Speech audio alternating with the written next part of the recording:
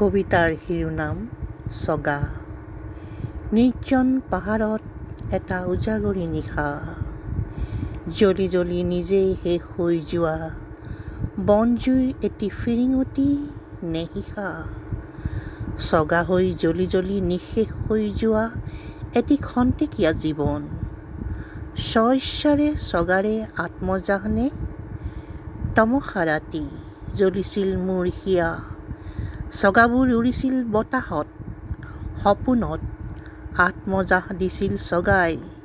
তেনেকৈয়ে জ্বলি জ্বলি পুৰি পুৰি নিঃশেষ হ'ব মোৰ স্মৃতি।